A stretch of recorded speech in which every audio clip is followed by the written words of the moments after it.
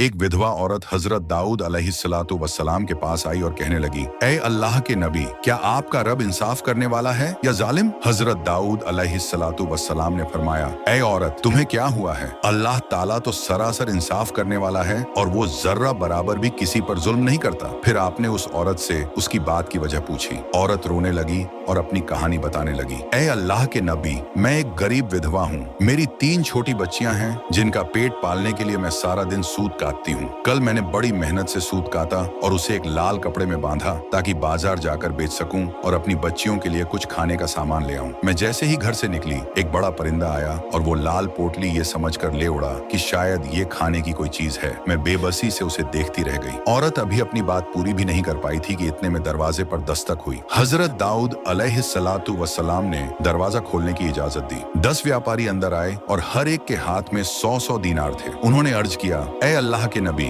ये रकम आप गरीबों में तकसीम कर दीजिए। हजरत दाऊद अलैहिस्सलातु वस्सलाम ने पूछा, आप लोग ये माल मेरे पास क्यों लाए हैं? व्यापारियों ने बताया, ऐ अल्लाह के नबी, हम सब एक कश्ती में सफर कर रहे थे। अचानक एक जोरदार तूफान आया और हमारी कश्ती में सुराख हो गया। कश्ती डूबने लगी और हमें लगा कि अब हम सब मर जाएंगे। हमने अल्लाह से दुआ मांगी कि अगर वो हमें इस तूफान से बचा ले तो हम में से हर शख्स 100-100 दीनार सदका करेगा। एक व्यापारी ने मजीद कहा, जब पानी तेजी से कश्ती में भर रहा था और हमारे पास सुराख बंद करने के लिए कुछ नहीं था तो अल्लाह ने हमारी मदद की। अचानक एक बड़ा परिंदा हमारे ऊपर से गुजरा और उसने अपने पंजे में पकड़ी हुई एक लाल पोटली हमारी कश्ती में फेंक दी। हमने जल्दी से वो पोटली उठाई, उसमें सूत था। हमने फौरन उस सूत से सुराख बंद किया और पानी निकालने लगे। थोड़ी देर बाद तूफान रुक गया और यूं अल्लाह ने हमारी जान बचा ली। अब ये सदके की रकम है जो हम आपके पास लाए हैं ताकि आप इसे उसके हकदार तक पहुंचा दें। ये सुनकर हजरत दाऊद अलैहिस्सलातु वस्सलाम ने उस विधवा औरत की तरफ देखा और फरमाया, ऐ औरत, तेरा रब खुशकी और समुंदर में तेरे लिए कारोबार कर रहा था